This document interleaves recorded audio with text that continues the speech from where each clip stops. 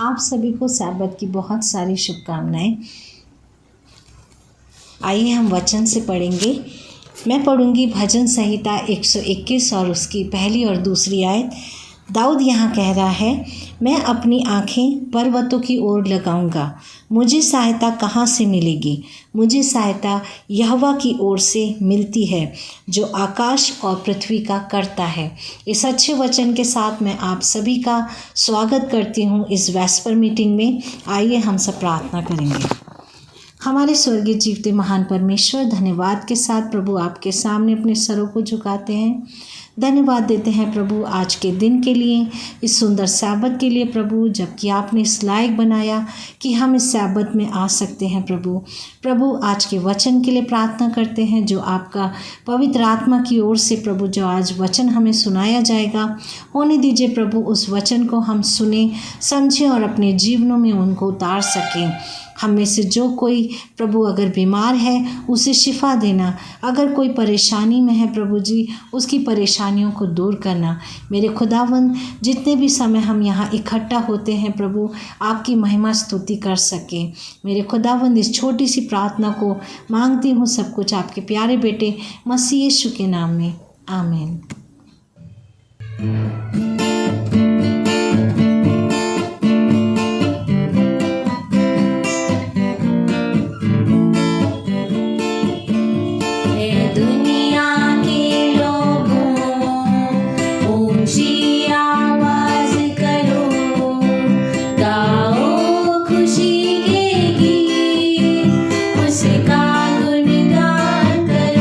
इबादत करो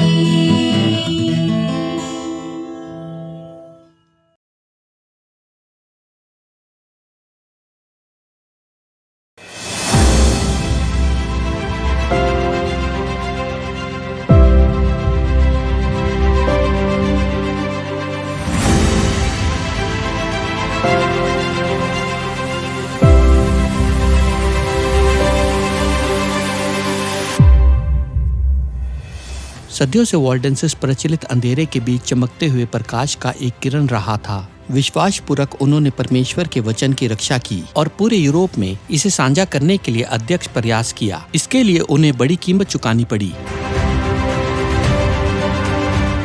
उनके द्वारा हुए तीव्र उत्पीड़न ने वॉल्डेंसिस चर्च को कमजोर करना शुरू कर दिया और वे समझौता करने के प्रलोभ देने लगे। कई लोगों ने पोप तंत्र के लिए एक बाहरी अनुपालन प्रस्तुत करना शुरू कर दिया, परमेश्वर के वचन में अपने विश्वास के प्रति सच्चे रहने की कोशिश करते हुए, लेकिन इस कार्रवाई ने उनके विश्वास की शुद्धता को चुपचाप मिटाना शुरू कर दिया।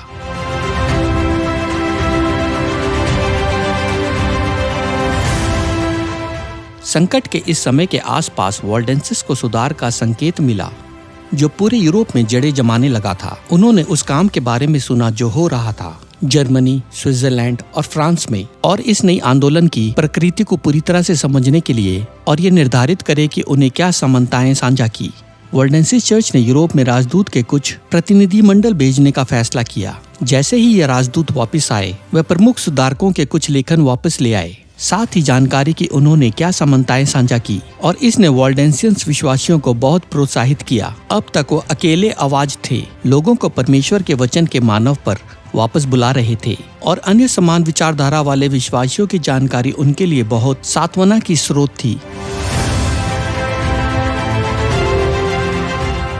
वॉल्डेंसियंस चर्च के नेताओं ने तब धर्मसभा बुलाने का फैसला किया प्रोटेस्टेंट चर्च के प्रतिनिधियों के साथ, ताकि वह वॉल्डेंसियंस चर्च के नेताओं के साथ मिल सके अपने विश्वास पर चर्चा करने के लिए और आगे उस संबंध निर्धारित करने के लिए जो कि वॉल्डेंसियंस का संपूर्ण रूप से सुधार के साथ होगा।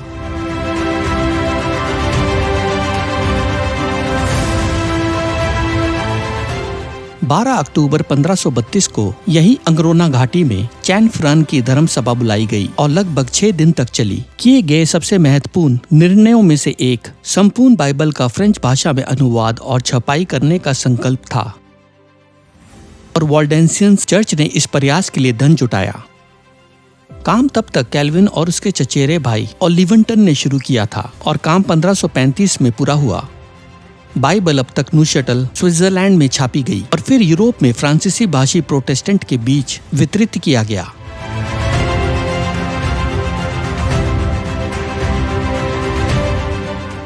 दो चर्च के बीच साझा की गई कुछ समानताएं निश्चित रूप से पोप संस्थानों की अस्वीकृति थी, जैसे मास, पाप स्वीकार, पर्व का उत्सव, संतों की पूजा, चालीसा का उत्सव, लेंटिकुलर व्रत का पालन और मृतकों के लिए प्रार्थना। जिन अन्य सिद्धांतों को उन्होंने अस्वीकार किया वह यातना, तपस्या और ब्रह्मचारी थे। हालांकि ये सब अच्छा नहीं था संगति पाने की खुशी में। वॉल्डेंसियंस चर्च ने सुधार की कुछ कमियां भी स्वीकार कर लिया। 16वीं शताब्दी के सुधार के दौरान ये सही दिशा में एक निश्चित कदम था। इसने बाइबल की सच्चाई की पूरी बहाली नहीं की। विश्वास और सिद्धांत के कुछ क्षेत्रों में वॉल्डेंसियंस ने समझौता किया जो एक कदम पीछे की ओर का प्रतिनिधित्व करता है, जैसे ही उन्हें सुधार में सहभागिता मिली। चैन फ्रन की धर्म सभा में 2 बातें सामने आती हैं। पहला, हम ईसाई भाईचारे के महत्व को देखते हैं और हम जवाबदेही और प्रोत्साहन के महत्व को देखते हैं जो ईसाई भाईचारे के साथ आता है। हालांकि भाईचारा एक 2-धारी तलवार हो सकती है और कभी कभी हमें समझौता करने के लिए लुभाया जा सकता है, जैसे हम अन्य विश्वासियों के साथ मेलजोल रखते हैं। आइए हम सावधान रहें, क्योंकि हम स्वर्ग के इस सड़क पर हैं, ताकि हम अपने मसीह अनुभव को पटरी से नहीं उतरने दें, परंतु यह कि हम मार्ग पर बने रहें और अपनी निगाहें यीशु पर केंद्रित रखें।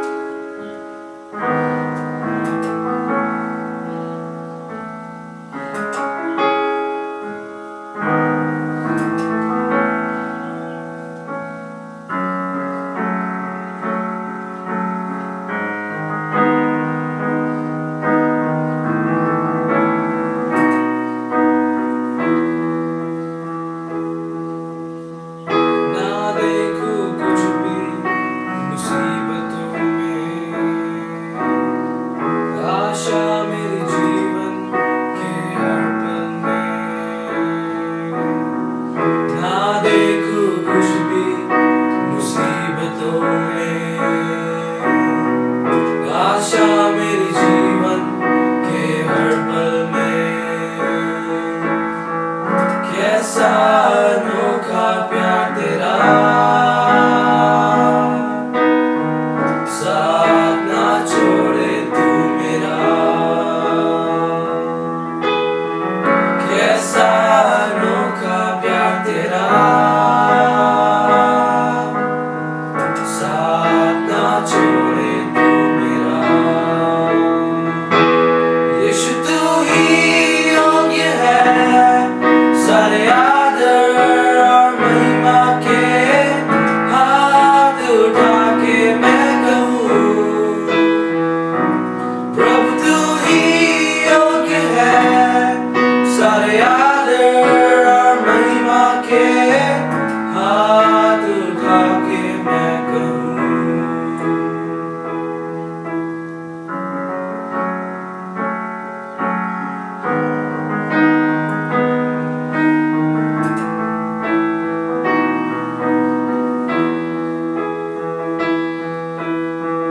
तेरे चरणों पे मैं बैठा रहूं, तेरी बातें मैं सुनता रहूं।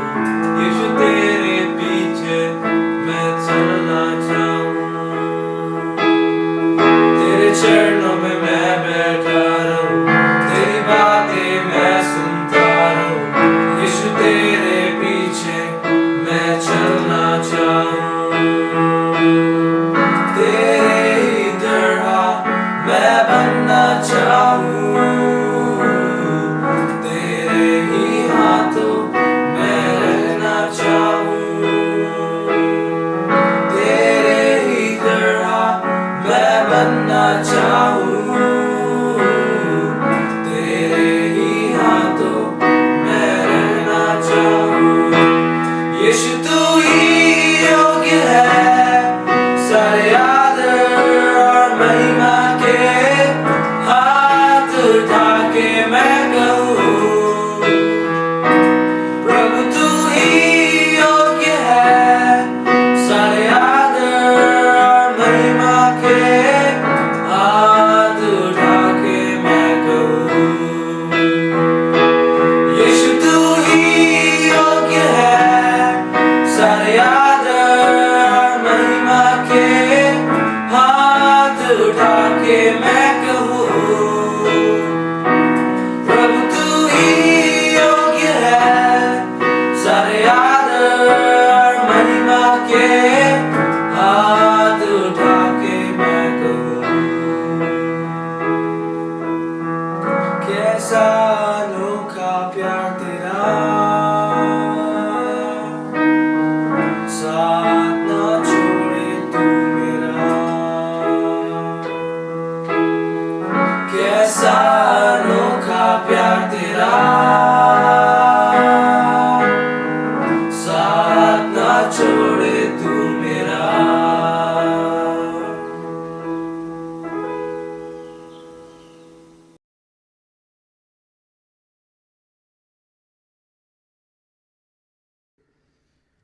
मैं इस ऑनलाइन सभा में आपका फिर से मैं स्वागत करता हूं। मैं धन्यवाद देता हूं NIU को कि उन्होंने आज मुझे मौका दिया आप सबों को पवित्र शास्त्र से बताने के लिए, पढ़ने के लिए, अध्ययन करने के लिए। चलिए हम पवित्र शास्त्र से इस शाम के वक्त वेस्पर मीटिंग में अध्ययन करते हैं। अध्ययन करने से पहले हम आइए ईश्वर से प्रार्थना करते हैं। ये हमारे स्वर्गीय पिता, हम इस पर धन्यवाद देते हैं इस सुंदर मौका के लिए तूने हम सबों को दिया है। हमें इस वेस्पर सर्विस में बाइबल से अध्ययन करने का मौका दिया है। पिता, हम पवित्र आत्मा को भेज ताकि हम पवित्र शास्त्र से जो अध्ययन करेंगे उसको हम सही तरह से समझ सके और जाने कि तू ही ईश्वर है। पिता, हम सबों को तेरी आशीष की ज़रूरत है, हमें आशीष से परिपूर्ण कर। इस छोटी विनती यीशु के नाम से मांगते हैं, सुना ग्रहण कर, आमीन। आज का वचन मैंने लुक्का की किताब से लिया है। लुक्का 7 अध्याय उसका 1 से 10 में हम आज अध्ययन करेंगे। मैं पढ़ना चाहता हूँ और हम सब कोई आपके पास बाइबल है तो खोलेंगे और हम पढ़ेंगे। आज का विषय मैंने चुना है, शीर्षक चुना है विश्वास। जब वह लोगों से ये सारी बात कह चुका तो कफरनहुम में आया। वहाँ किसी सूबेदार का एक दास जो उसका प्रिय था बीमारी से मरने पर था। उसने यीशु की चर्चा सुनकर यहूदियों के कई पुरनियों को उससे वह विनती करने को उसके पास भेजा कि आकर मेरे दास को चंगा कर। वे यीशु के पास आए और उससे बड़ी विनती करके कहने लगे, वह इस योग्य है कि तू उसके लिए यह करे, क्योंकि हमारी जाति से प्रेम रखता है और उसी ने हमारे आराधनालय को बनाया है।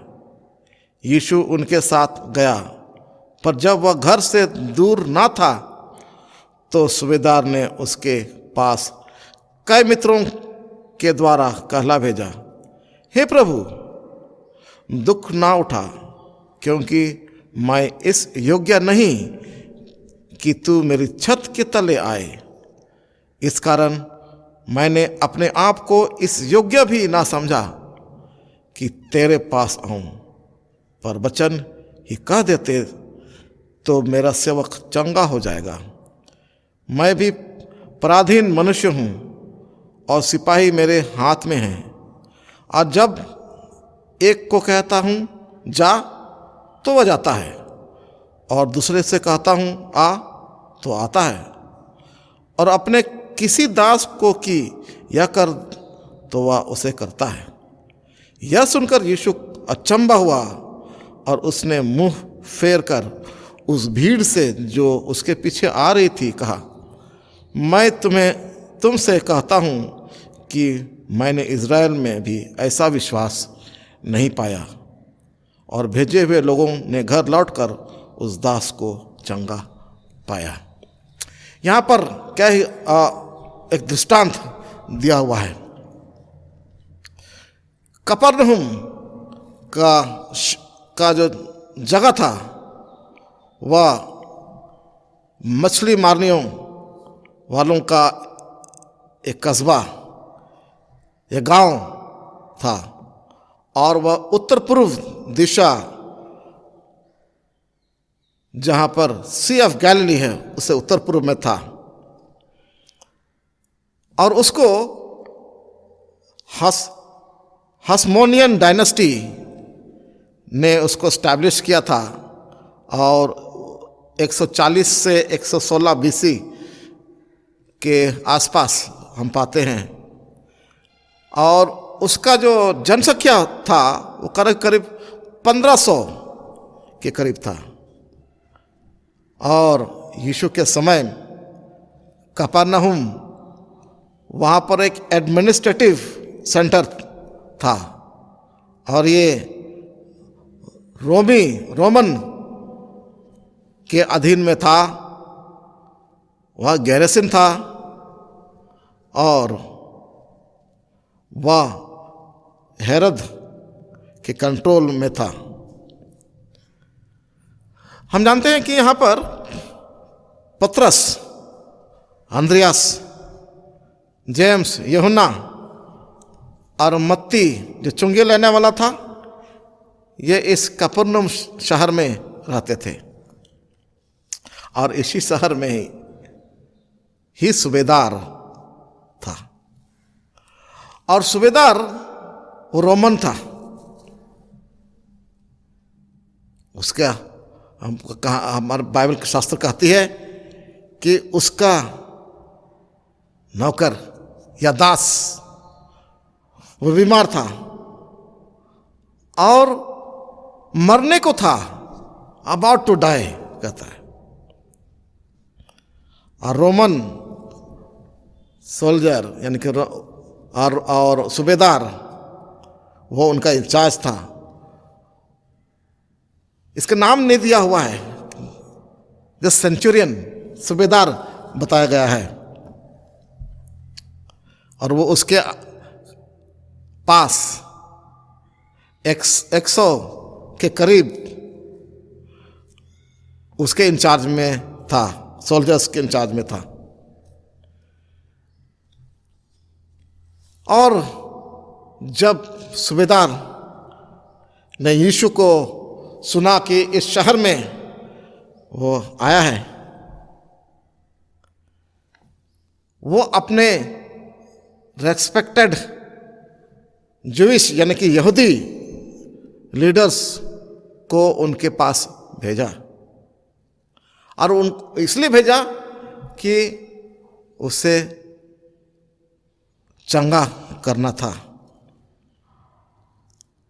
और ये बहुत अनयूजुअल है, क्योंकि जूइश लीडर्स वे इस हैबिट में नहीं थे कि वे रोमन के पास जाकर उनका फेवर लें, ये उनसे काम करें। या रोमनों का भी ऐसे ही विचार नहीं था कि वे जूइश के पास जाएं और उनसे फेवर लें। ये एक इन दोनों के रिश्तों में एक अच्छा रिश्ता नहीं था, ये हैबिट नहीं था। फिर भी हम पाते हैं कि यहूदियों ने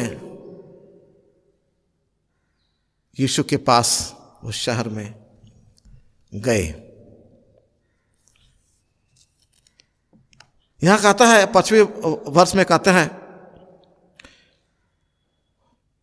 वे यीशु के पास आए और उससे बड़ी विनती करके कहने लगे, वह इस योग्य है कि तू उसके लिए यह करे। क्यों करे? क्योंकि वह हमारे लिए आराधनालय बना दिया है, हमारे प्रार्थना का घर बना दिया है। यीशु उनके साथ वार्तालाप करने लगे, बातें करने लगे। और जूइश लीडर्स उनको कहने लगे कि रोमनों ने बनाया है। ऐसा प्रतीत होता है कि यह सूबेदार बहुत ही अच्छा आदमी था। यह इसलिए हम कहते हैं वह अच्छा आदमी था क्योंकि कोई भी अपना दास या सेवक सर्वेंट के बारे में नहीं सोचता। उनके पास तो बहुत सारे नौकर होंगे, बहुत सारे ढेर सारे दास होंगे, सेवक होंगे। अगर एक बीमार है तो क्या हुआ, और भी दूसरे सेवक को उस काम में लगा सकते हैं। मगर हम यहाँ पवित्र शास्त्र में पढ़ते हैं कि वह अच्छा आदमी था, वह अपने दास का देखभाल करता था। और इसलिए जब वह बीमार हुआ और वो मरने को था, यहूदी लीडर को यीशु के पास भेजा ताकि यीशु उस सर्वेंट को, उस दास को चंगा करे। इसलिए हम यहां पाते हैं जब यहूदियों ने उनको यीशु को कहा, यीशु मान गया और वह तुरंत चलने को हो गया।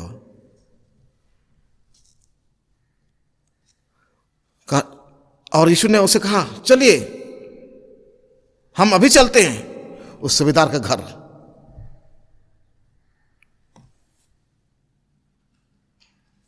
या एक फिर से एक अनयूजुअल बात सामने आती है, वह है कि यहूदी किसी अन्य जाति के घर नहीं जाया करते थे। ये नहीं होता था।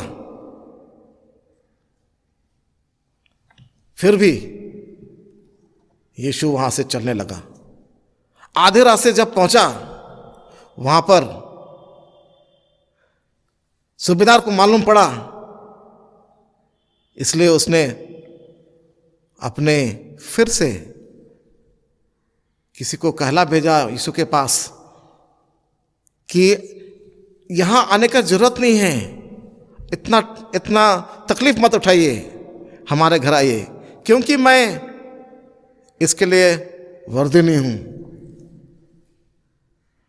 कि आप मेरे घर में आए और मेरे दास को चंगा करें। आप वहीं से कह दीजिए, आप वहां से ही बोलेंगे कि मेरा दास चंगा हो जाए, तो वो चंगा हो जाएगा। वो कहने लगा, वो सूबेदार, मैं भी किसी के अधीन हूं, किसी ऑफिसर के अधीन हूं। हाँ, मैं अगर किसी सोल्जर को मैं कहता हूं जाओ, तो वो चला जाता है। अगर कहता हूं आओ, तो वो आता है। अगर इसको मैंने करने के लिए कहता हो, तो करता है। सभी करते हैं। क्या है सुंदर वचन यहाँ 8वां पद में लिखता है कि मैं भी पराधीन मनुष्य हूं और सिपाही मेरे हाथ में है, और जब एक को कहता हूं जा, तो वो जाता है, और दूसरे से कहता हूं आ, तो आता है, और अपने किसी दास को किया कर, तो वह उसे करता है। यह सुनकर यीशु बहुत अचंभित हुआ, वह अचंभा हुआ, और उसने मुंह फेरकर उस भीड़ जो उसके पीछे आ रही थी उनको कहा, मैं तुमसे कहता हूं कि मैंने इज़राइल में भी ऐसा विश्वास नहीं पाया। सूबेदार एक रोमन ऑफिसर था, वह अन्य जाति था, और यहां पर उसका एक अटूट विश्वास यीशु पर था। वह जानता था कि अगर यीशु दूर से ही कह देगा तो वह चंगा हो जाएगा। ऐसा विश्वास था। क्या आपका विश्वास और हमारा विश्वास इतना मजबूत है? यीशु मसीह एक दूर से एक प्यार जताना चाहता था। हम परमेश्वर से दूर नहीं हैं, मगर कई चीजें ऐसा होता है कि हमको दूर जैसा लगता है, और पाप जो कि हमारे साथ रहता है हमें यीशु मसीह से दूर करता है। यीशु मसीह का प्यार जितने भी पड़ाव आए उससे पार करके भी पहुंचता है, क्योंकि सूबेदार एक अन्य जाति था, वह आर्मी कैप्टन था, उसके पास 100 से भी अधिक ट्रूप्स थे। वो जो कुछ भी कहता था वो लोग सुनते थे, लेकिन यीशु मसीह का जो प्यार है उस पड़ाव से पार करके उन तक पहुंचता है। इसलिए क्या हमारा विश्वास इतना मजबूत है कि हम दूसरों तक हमारा प्यार को पहुंचा सके, यीशु मसीह का प्यार को पहुंचा सके? यीशु मसीह सबको प्यार करता था। इसलिए जब उस सूबेदार ने कहलवा भेजा कि मेरा दास बीमार है, तो उस वहां चलने के लिए राजी हो गया। हम इतना विश्वास करते हैं क्या हम अपना विश्वास करते हैं? विश्वास के कई उदाहरण हमको मिलेगा। अब्राहम विश्वास से अपना घर छोड़कर चला गया। वह दाएं बाएं कहीं नहीं देखा, वह ईश्वर की बात माना और सीधा चला गया, क्योंकि वह उसके पास विश्वास था। वो विश्वास करता था कि यीशु उसका रास्ता दिखाएगा, और उसे दिखाया। उसका विश्वास कभी नहीं टूटा। इसी तरह क्या हमारा विश्वास इस पर है? यीशु जल्द आने वाला है, क्या हम विश्वास करते हैं? हमको विश्वास करना चाहिए, हमको तैयार रहना चाहिए, ताकि जब वो स्वर्ग से उतरकर नीचे उतर आएगा, बादलों पर रहेगा, तो क्या हम उसके पास जाने के लिए तैयार हैं? चलिए इस विश्वास को मजबूत रखें,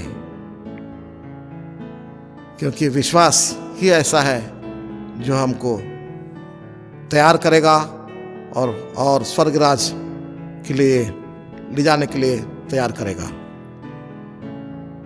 यीशु हमको उस मुसीबत से बचाता है, और वो हमें बचाएगा, पाप से बचाएगा, शैतान के चंगुल से बचाएगा, और हमें तैयार करेगा। यही हमारा विश्वास होना चाहिए। ईश्वर हम सबों को इस शाम के वक्त में आशीष दे। आइए हम प्रार्थना करते हैं। ये हमारे स्वर्ग बाप परमेश्वर, धन्यवाद देते हैं इस मौके के लिए तूने हमें दिया, ताकि हम बाइबल से अध्ययन कर सकें, ताकि हम उस सूबेदार के जैसा मजबूत विश्वास अपने साथ रख सकें। पिता, हमें ऐसा विश्वास दे ताकि हम एक साथ खड़े होकर तेरी प्रशंसा कर सकें, और हम विश्वास से सबको तैयार करें और अपने आप को भी तैयार करें, ताकि तब जो बादलों पर से वापस आएगा हम तैयार पाए जाने होने सके।